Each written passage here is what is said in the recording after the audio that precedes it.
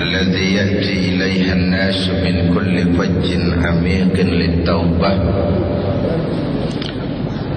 الصلاة والسلام على من لا نبي بعده وعلى آله وأصحابه وموالاه. Amma ba'du. Para ulama yang saya muliakan, pimpinan dan segenap keluarga besar Laskar Ababil, hadirin hadirat yang saya cintai. Alhamdulillah, malam ini kita dapat bertemu dan berkumpul di rumah Allah yang mulia ini. Dan kali ini syukuran 2 tahun sudah Laskar Ababil berkiprah di tengah masyarakat, sekaligus memperingati Isra dan Mi'raj. Saya ingin mengambil satu cuplikan kecil dari peristiwa Isra dan Mi'raj dalam konteks situasi yang kita rasakan saat ini. Pada saat perjalanan Isra dimulai,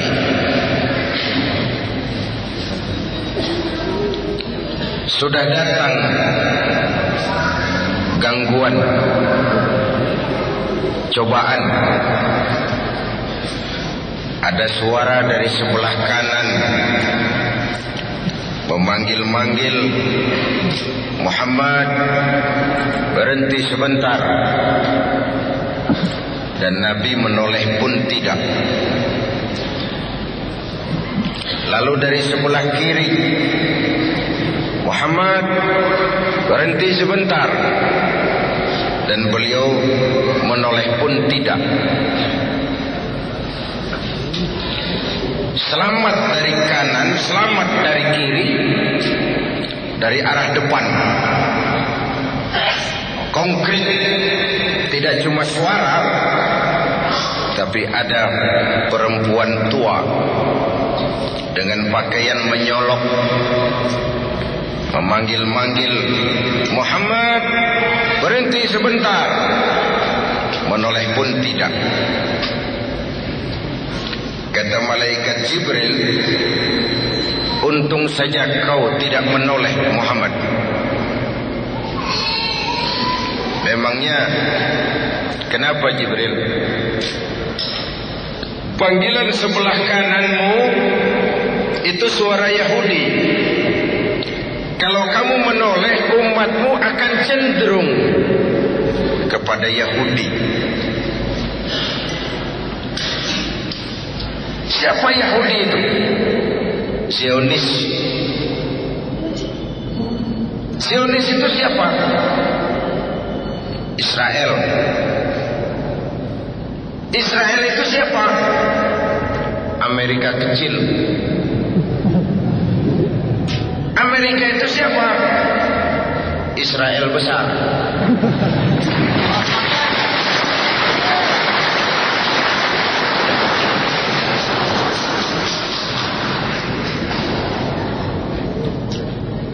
Tidak ada orang bisa masuk gedung putih, White House, jadi presiden di Amerika itu tanpa dukungan Yahudi. Yang namanya Robert McNamara, yang namanya George Soros, yang namanya Presiden World Bank, Yahudi.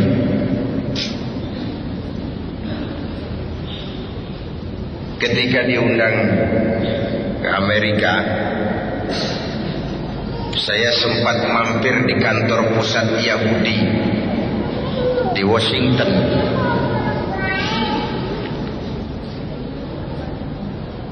Washington itu dari ujung Berung ke kanan.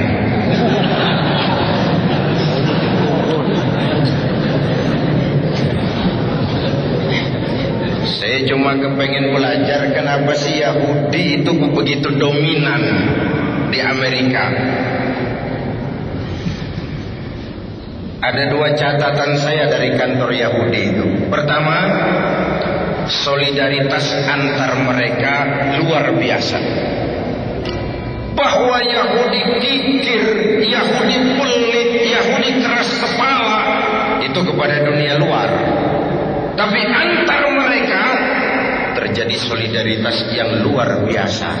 Ini yang kita harus belajar. Yang kedua, dalam perjuangan, nah ini penting, Yahudi konseptual, tidak mementingkan orang, tapi mementingkan konsep. Yang jadi presiden boleh orang Demokrat, boleh orang Republik, mau namanya Bill Clinton, mau namanya George W. Bush, yang penting konsep kita yang dipakai. Ini strategi Yahudi. Kan lain dengan kita yang penting orang. Punya konsep atau tidak, naik saja dulu, nanti sampai di atas bengong.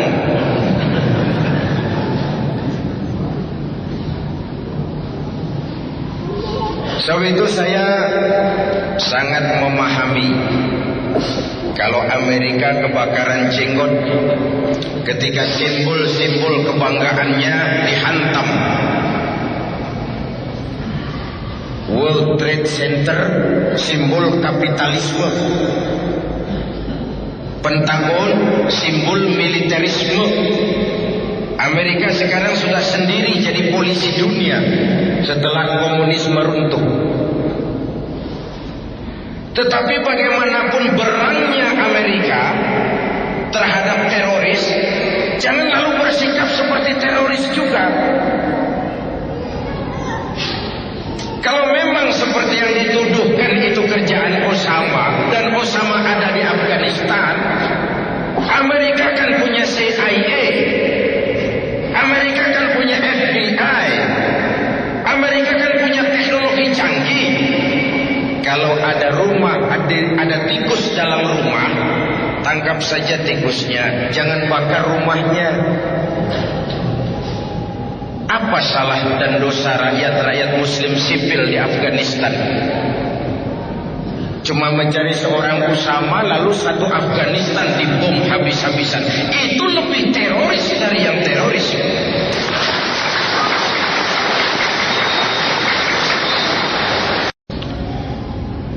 Saya bersyukur belakangan pemerintah sudah rada tegas bersikap. Kemarin-kemarin agak banci.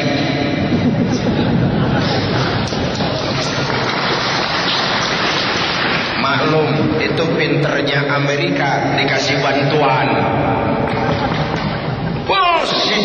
Negara manapun di dunia ini, jikalau dia sudah mau terima bantuan Amerika, bersiaplah menerima tangan-tangan Amerika di negeri ini.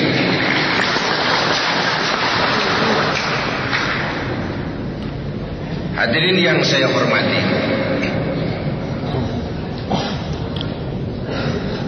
panggilan Yahudi. Apa lalu Laskar Ababil harus mendaftarkan diri berangkat ke Afghanistan? Silakan.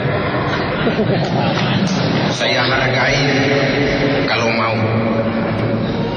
Tapi kalau tidak pun, di Indonesia ini masih sangat banyak hal-hal yang harus kita hadapi dengan jihad. Berani boleh, tapi jangan nekat. Berkorban siap, tapi jangan konyol. Itu prinsip. Kalau situasi medan tidak tahu, pengalaman perang nggak punya, lalu berangkat, kan setor nyawa namanya.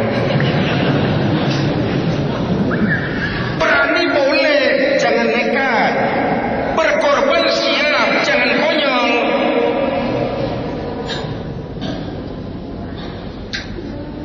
Hadirin yang saya hormati, panggilan Yahudi, lalu sebelah kiri panggilan Nasrani. Nasrani itu Kristen.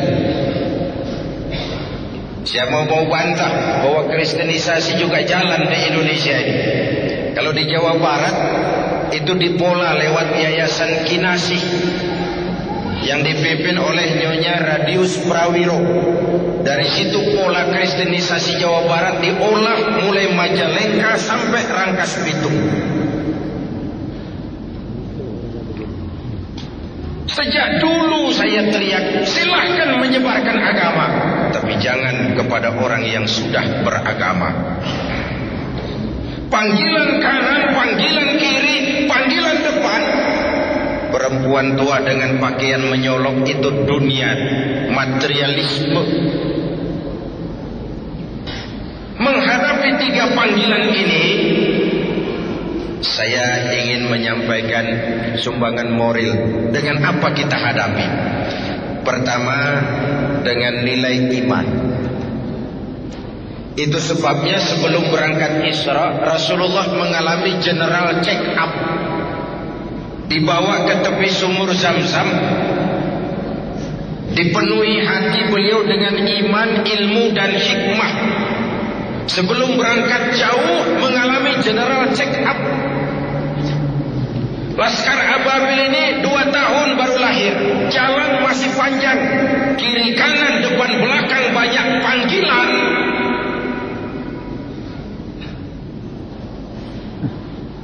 Jangan sampai rapuh di tengah jalan karena jalan masih panjang. Hancurkan tempat judi, dapat jatah, tenang.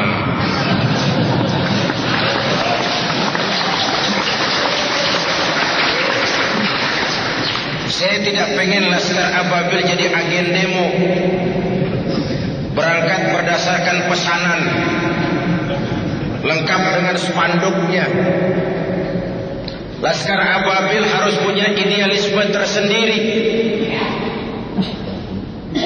Ababil itu kan burung Tuhan yang dikirim ke dunia ini untuk menjaga Ka'bah dari serbuan Raja Abrahat yang ingin menghancurkan Ka'bah. Kalau idealisme, saya salut, saya angkat topi. Tapi kalau berangkat dari kepentingan pribadi, mencari keuntungan jangka pendek, keuntungan sesaat, itu akhirnya akan jadi stempel yang tidak baik terhadap Islam sendiri. Hadirin yang saya hormati, karena itu nilai berangkat awalnya adalah iman.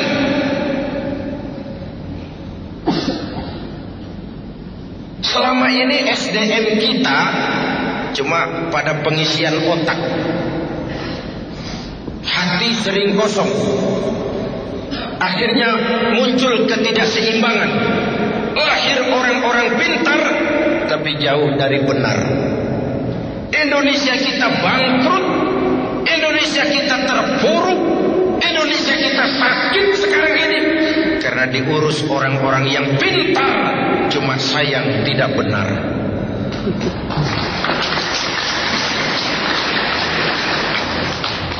Jabatan dianggap fasilitas dan kekuasaan, rampok. Siapapun yang memandang jabatan sebagai fasilitas dan kekuasaan, apalagi jabatan jalan pintas untuk menjadi kaya, itu calon-calon rampok. Jabatan kan cuma titipan, harta kan cuma titipan, ilmu itu kan cuma titipan. Maaf, saya minum dulu ya.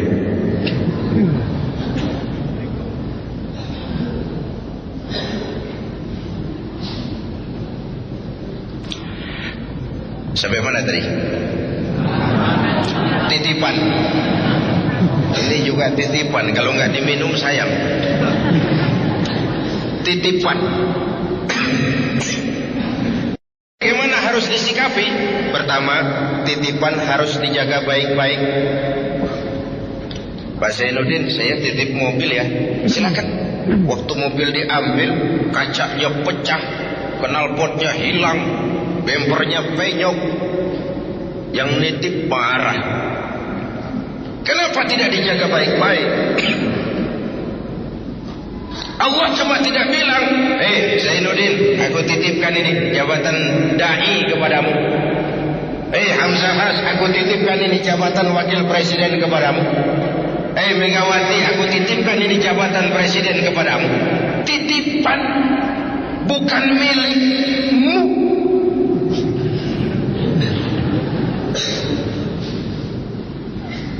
Jangankan jabatan, jangankan harta, ruh yang menyebabkan kita hidup ini sekadar hak guna pakai, tidak punya sertifikat hak guna pakai, kapan yang punya mau ambil, la haula wala quwata illa billah. Titipan tidak harus dijaga baik-baik. Makanya biarkan presiden jadi presiden, biarkan wakil presiden jadi wakil presiden. Maksudnya apa?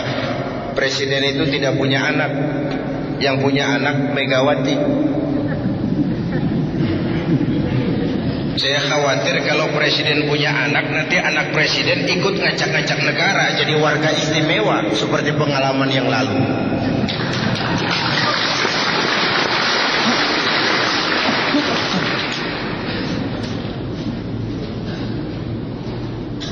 Yang kedua, titipan itu tidak boleh bikin orang sombong.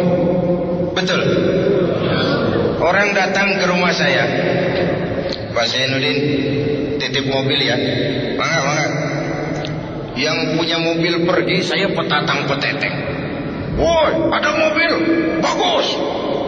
Mobil orang lain, kamu cuma dititipi, kenapa sombong? Dititipi pangkat, sombong, arogan. Itu bukan milikmu. Titipan. Diberikan harta, sombong. Itu bukan milikmu.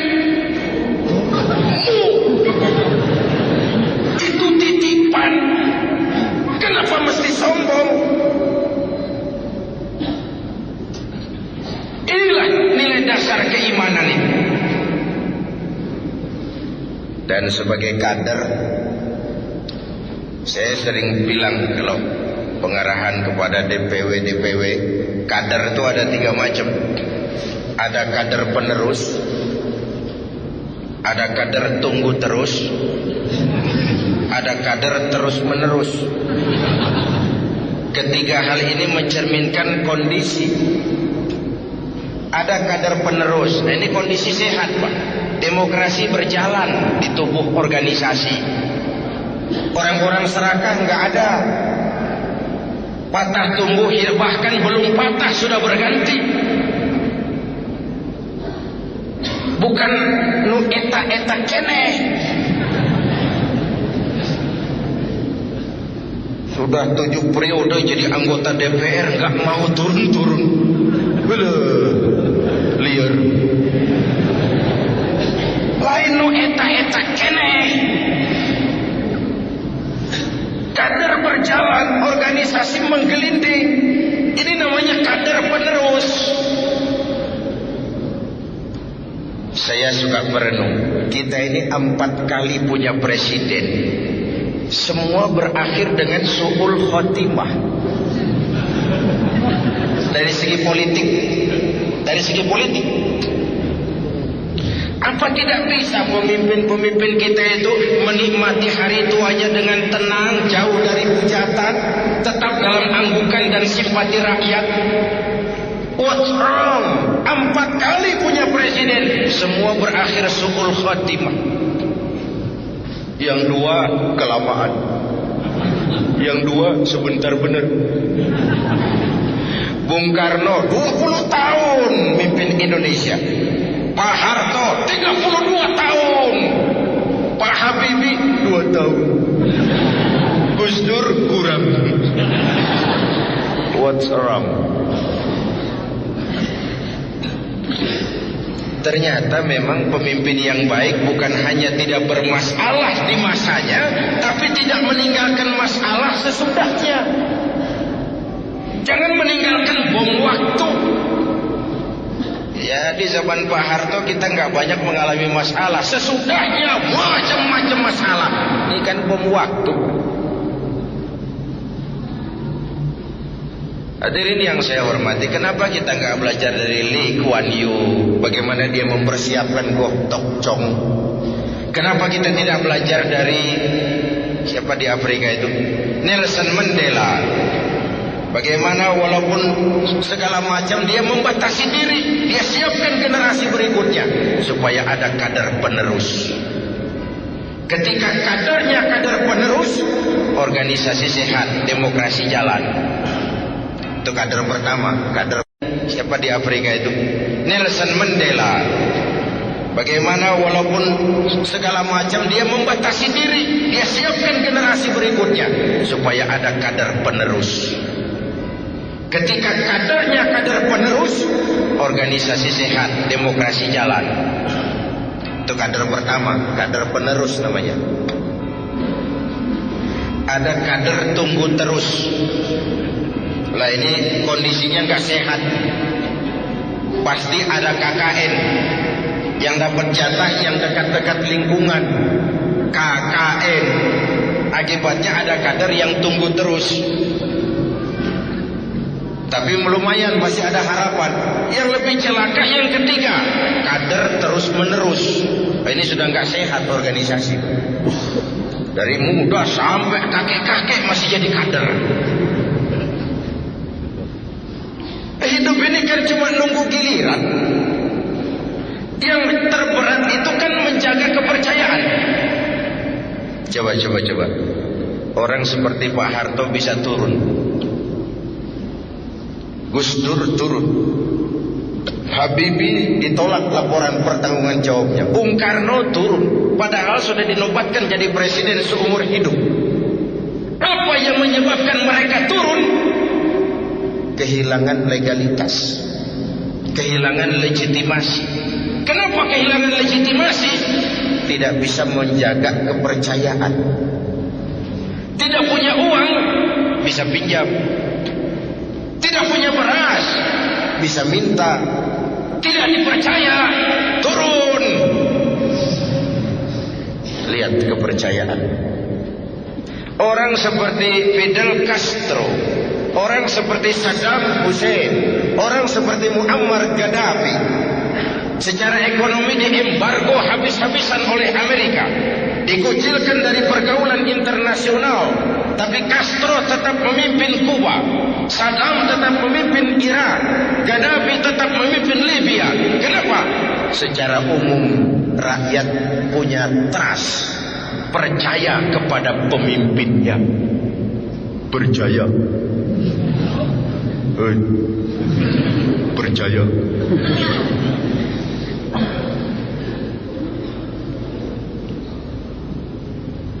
Karena itu menjaga kepercayaan itu penting. Sekali kita kehilangan kepercayaan, akan sulit tegak lagi. Benang basah itu sulit sekali untuk ditegakkan. Dan kader adalah iklan. Hadirin yang saya hormati, ini kiat pertama. Menghadapi panggilan kanan, kiri, depan, belakang, mantapkan keimanan. Berjuang karena iman. Berpolitik untuk kepentingan agama, bukan menggunakan agama demi kepentingan politik. Topeng.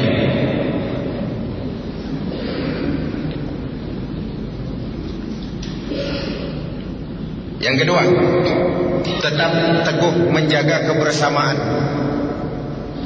solidaritas, kekompakan dan keutuhan, menghargai perbedaan. Jangan perbedaan dianggap sebagai permusuhan. Apalagi kita sudah melewati hari-hari yang penuh hura-hura. Tukang kompor lebih banyak daripada tukang lem. Musim Pak Bendot, kipas, angin. Kita rakyat selama ini cuma jadi address. Semua kalau pidato lebih rakyat, untuk rakyat, buat kepentingan rakyat, padahal kepentingan dewek. Tidak pernah kenal sama rakyat. Rakyat cuma jadi address, orang numpang alamat. Saya ingat almarhum Panglima Besar Sudirman pernah bilang, tidak ada kemenangan kalau tidak ada kekuatan. Tidak ada kekuatan kalau tidak ada persatuan dan kesatuan. Tidak mungkin terwujud persatuan dan kesatuan tanpa semangat silaturahmi. Mau menang harus kuat. Mau kuat harus bersatu. Mau bersatu, hidupkan budaya silaturahmi. Hadirin yang saya hormati, begitulah kebersamaan yang kita perlukan, walaupun tidak harus selalu bersama-sama. Sehingga dengan kebersamaan, saya yakin kita akan bisa menata hari esok yang lebih baik buat bangsa, negara, dan agama yang kita cintai ini. Kemudian yang ketiga, berjuanglah sebagaimana harusnya, tapi jangan lupa sandaran vertikal kita, minta tolong kepada Allah Subhanahu wa ta'ala. Kalau kita hitung sejak Juli sampai sekarang, begitu cepat perubahan terjadi. Juni, Juli, mulai dari digelarnya sidang istimewa, dicabutnya mandat yang diberikan kepada Gus Dur, dikukuhkan Bu Mega sebagai presiden, dipilih Pak Hamzah sebagai wakil presiden. Itu semua mengingatkan kita kepada kebenaran firman Tuhan, wa tilkal ayyamu nutawiluha bainan nas. Hari itu kami putar di antara manusia. Ada saat datang, ada waktu pergi, ada hari lahir, ada saat kembali. Hidup cuma nunggu giliran. Cuma biasanya antrian itu kacau. Kalau yang depan tidak tahu diri, yang belakang dorong-dorong. Yang depan gak tahu diri, sudah dapat mau dapat lagi, gak memberikan kesempatan kepada yang lain. Wajar yang belakang lalu dorong-dorong. Kacaulah barisan.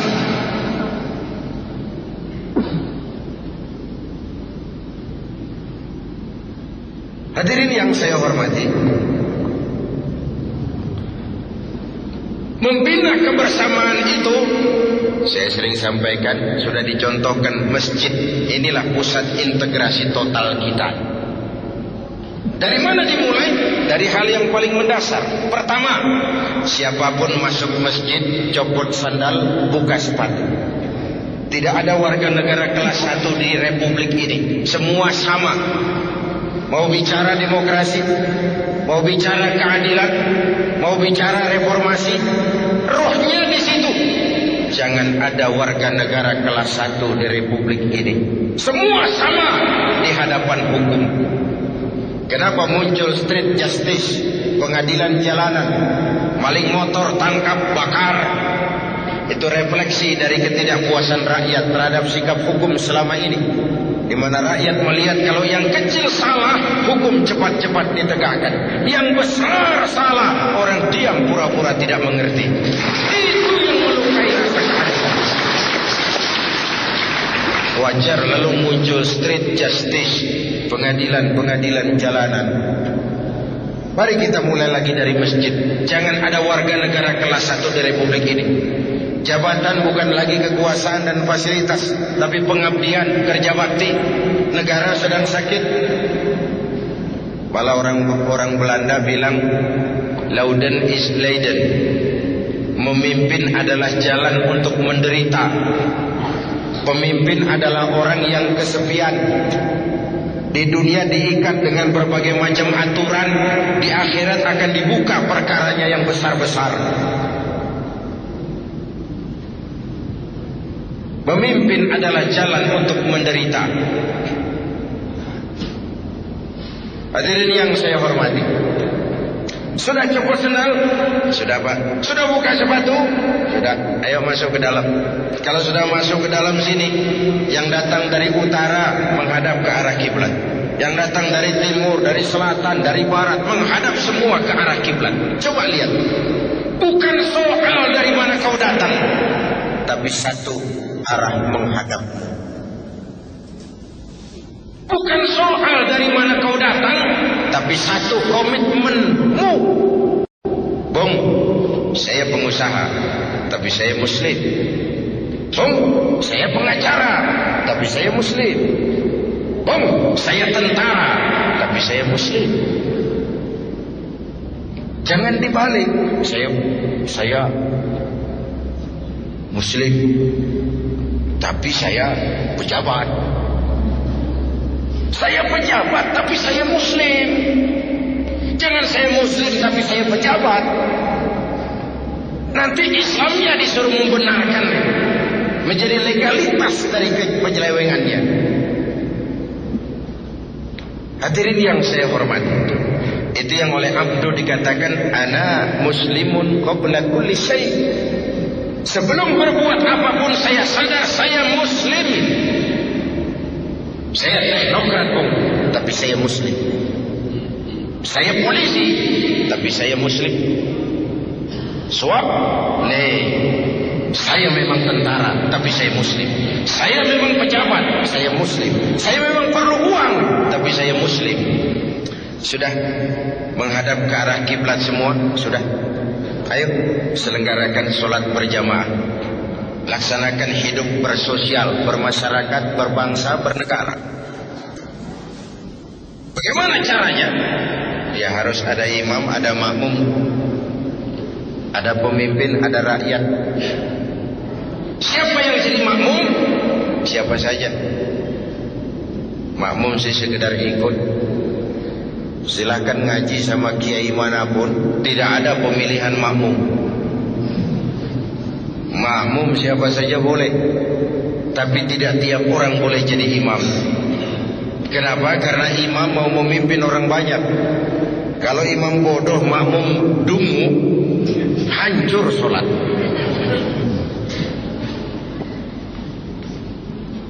Begitulah mekanisme kehidupan bermasyarakat, berbangsa, bernegara. Jadi pesan ketiga, berjuanglah sebagaimana harusnya, tapi jangan lupa sandaran vertikal. Minta tolong kepada Allah. Berusaha, bekerja, jangan menunggu keajaiban. Karena memang nama ababil adalah keajaiban. Bagaimana burung dengan melontarkan batu menghancurkan Abrahat dengan pasukan gajahnya yang luar biasa itu.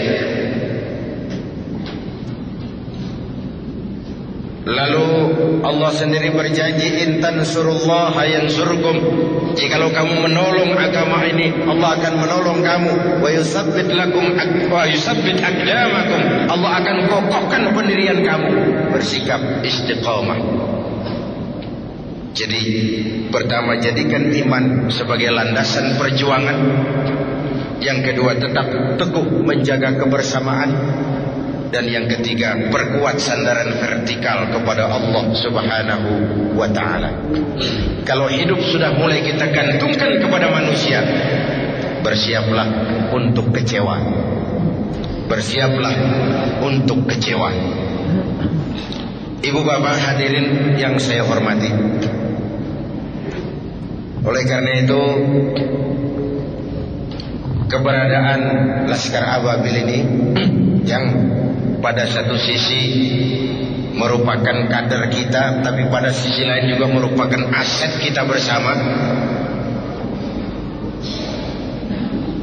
Keberadaannya karena mereka adalah anak-anak kita, harus terus kita dampingi. Kemudian setelah keimanan, kebersamaan dan sandaran vertikal kepada Allah, maka sikap tentunya adalah tugas utama amar ma'ruf nahi munkar. Bandung adalah ibu kota provinsi.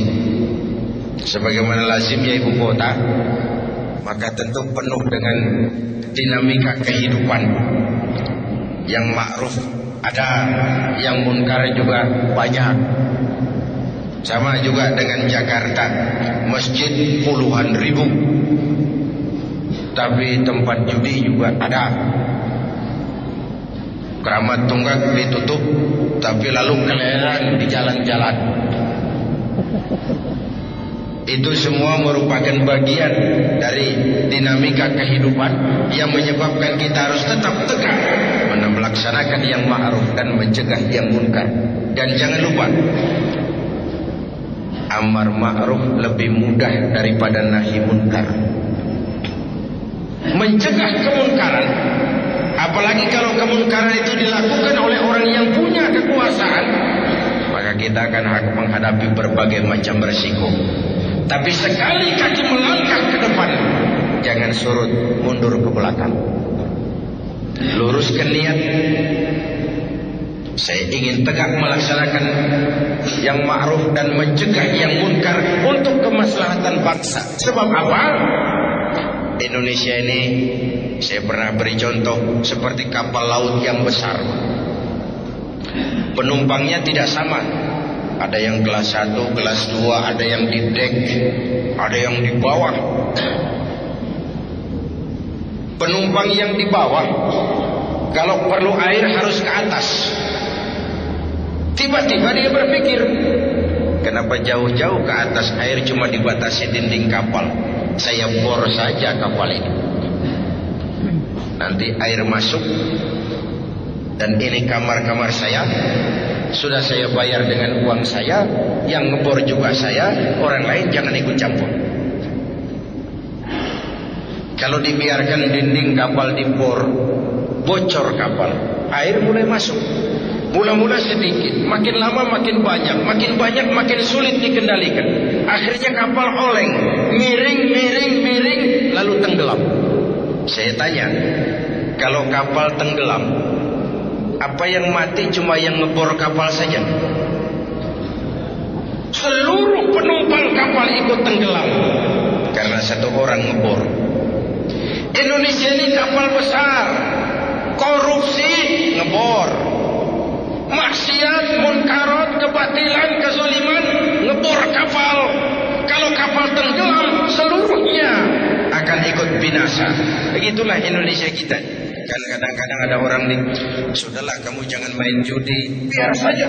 Yang judi saya, pakai uang saya, mainnya di rumah saya. Kenapa kamu pusing?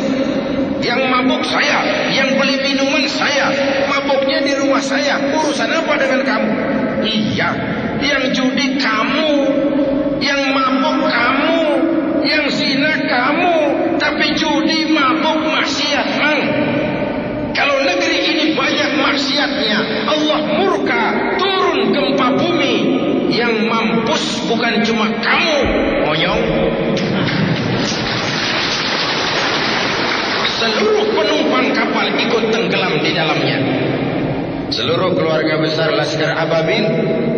Begitulah Anda kalau melihat maksiat munkar. Ini orang mau ngebor kapal, harus dicegah.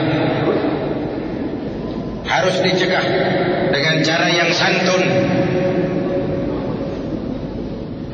sehingga melahirkan rasa refleksi dengan tujuan mengajak bukan mengejek, merangkul bukan memukul, menyentuh bukan menyinggung. Sebab kalau yang ma'ruf tidak ditegakkan, yang munkar berjalan terus, nanti akan samar mana yang ma'ruf, mana yang munkar. Ketika samar, pergeseran nilai terjadi. Yang munkar dianggap ma'ruf, yang ma'ruf malah menjadi munkar. Celakalah kita kalau masyarakat sudah mengarah ke arah suasana yang seperti itu. Jadi oleh karenanya, saya hanya menyampaikan 3 hal ini saja. Pertama, luruskan niat, jernihkan hati. Karena Allah saja saya bergabung di Laskar ini. Tidak terbebani oleh target kepengen jadi sesuatu. Maka lillahi yatim wa maka li ghairillahi yanhadim. Kata Imam Ibn Ruslan, yang karena Allah akan sampai kepada tujuannya, yang tidak karena Allah bakal kandas di tengah jalan. Kita lihat saja sejarah ini. Ada yang muncul begitu cepat, tahu-tahu nukik lagi, selesai. Luruskan hati, jernihkan niat. Yang kedua, jaga kekompakan, kebersamaan, karena perjuangan ke depan semakin berat. Yang ketiga, tetap punya sandaran vertikal kepada Allah. Catatannya, bersikaplah istiqamah dalam menegakkan yang ma'ruf dan mencegah yang munkar. Terima kasih. Selamat bermilad yang kedua. Semoga senantiasa dalam perlindungan Allah. Usikum wa nafsi bitaqwallah. Wassalamualaikum.